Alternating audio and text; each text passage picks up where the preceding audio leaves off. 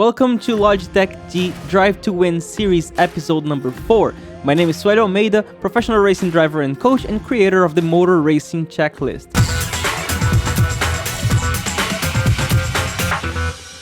In this video, we're gonna talk about vision, the most underrated skill you will work on, but the one that will make absolutely everything more doable. It is the most important chunk of information that you give to your brain right before making important decisions. With a bad vision, you will lose braking precision, get completely lost when battling for position, especially if you are off the racing line on the inside, have too much variance in your turn-in points, generally turning in a little bit too late, and then noticing that it is too late, you end up turning too quick or putting too much weight on the car, which ends up unsettling the car. You'll also spend a lot of energy inefficiently, increasing anxiety, stress, and getting tired very early. With a good vision, you will make decisions in advance, generally half a second to 1 second before the actual inputs. You will be ahead of the car and master of your future. Your effective field of view, absorbing a lot more information like bumps, curbs,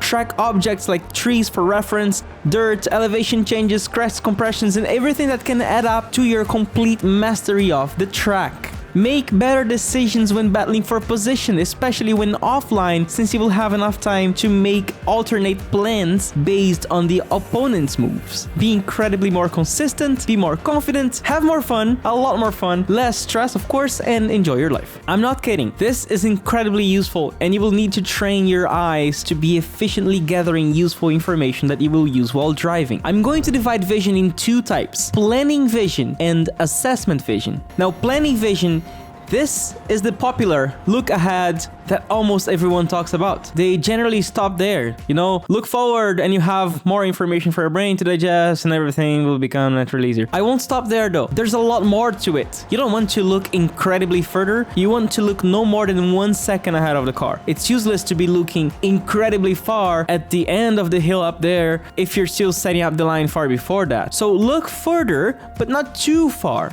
It has to be useful. It has to have a function.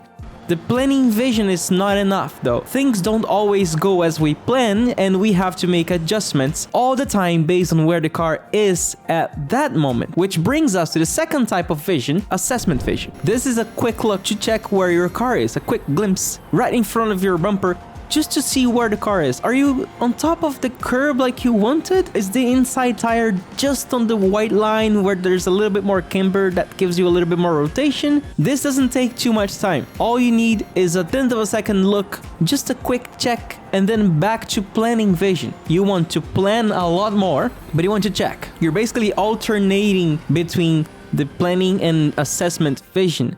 I can do this several times with my eyes going back and forth between planning and assessing to make sure that I'm keeping the car on the right track. This is incredibly important on compound corners, for example, where a little change on the exit of the corner before will mean a big change on the entry for the next corner and you have to adapt the next line in function of that. What about blind corners? Well, it's useless to look forward and plan what you can see. In those cases, you would look as far as we actually see something, and in some cases you have to look at the entry curb, for example, until the last moment and use that as a reference for turn in since you can't really see the apex. So you use the positioning and angle of the car in relation to that curb that you can see, that you're right on top of, to use it as a timing tool for your turn-in on blind corners.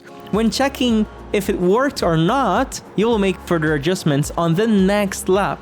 Just don't try to look further when there's nothing to look at. So train your eyes. Think about this while driving. It's definitely gonna be slightly uncomfortable initially, then your subconscious will understand the pattern and do it for you. With this process happening in autopilot, now you can drive to win.